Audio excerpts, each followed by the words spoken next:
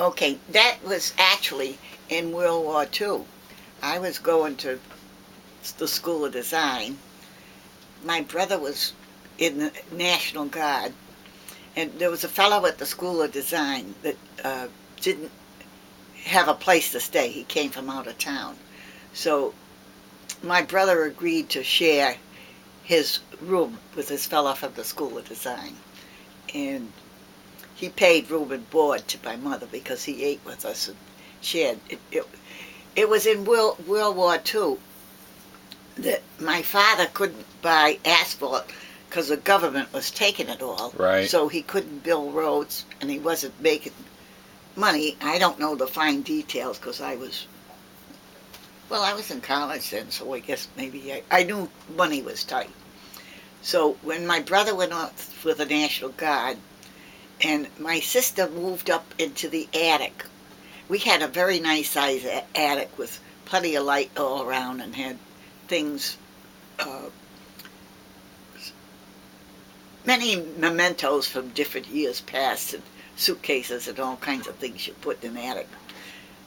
So my mother advertised and got boarders for the two rooms. There were double beds in one room, and double beds, I think, two twin beds in each room, so you could have 4 people. And it turned out to be salesmen who were on the road, and they would get breakfast and dinner at night. Mm-hmm. And my mother did all that work, cooking it. And we children were not to use the bathroom in the morning or at night when they were home. Luckily we had a lavatory down on the first floor. And because we were near the water and would go swimming in the water, there was a shower in the cellar that was operational. So in the morning I took my showers down in the cellar rather than use the bathroom. That was for my parents and for the boarders.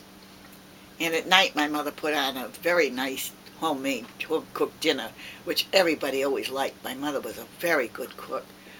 And my job was to clear the dishes and clear the table and do the dishes. Well, clearing the table and doing the dishes was fair enough, except every now and then I had a date that was supposed to pick me up at a certain time, and to try to get the dishes done in time to be ready for a date was kind of annoying, and once in a while I'd try to squeeze out of it and leave my mother stuck with the dishes too, but my father would let me get away with that, so no date till the dishes were all done. Did you get any of your dates to help you with the dishes? That seems like something you could get to. No, I did have, after my brother was gone, we had a very small lawn and a hand mower to do it. So I did have this fella he went to the School of Design too. And when I knew he was coming over, I'd run out and grab the lawnmower and start mowing. So when he came, he'd take the lawnmower away from me and finish it for me. Pretty smart. Now, what about your brother during the war? I know he was a war hero and afterwards was decorated, but you got some stories about him too, right? Well, I know that when he was in flying school in Texas, he went under one of the bridges in California, and he got reprimanded for that. Wow. Which gave me the idea for showing the picture of me in the plane and saying I got suspended. I lost my license for flying under the Dwight Howard's plane, yeah. Yeah. Yeah. My brother was always a little pushy on things. He was a little smarter than the other fellow and kind of a smart aleck. No, he didn't talk big with his mouth, but he was kind of a, no, he wasn't a show-off, I would say. But he would do little things like that wouldn't endear him to his professors or his superiors. But he did quite well shooting down other planes, right? He never talked about things like that when he got back, but once in a while I would hear him talk.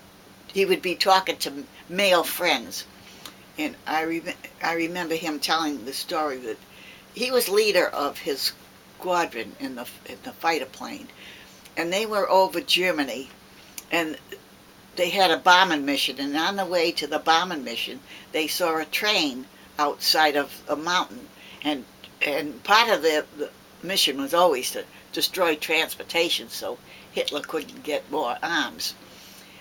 So he thought about diving down. There's a train, and boy, that's a good target right now. We'll get him on the way.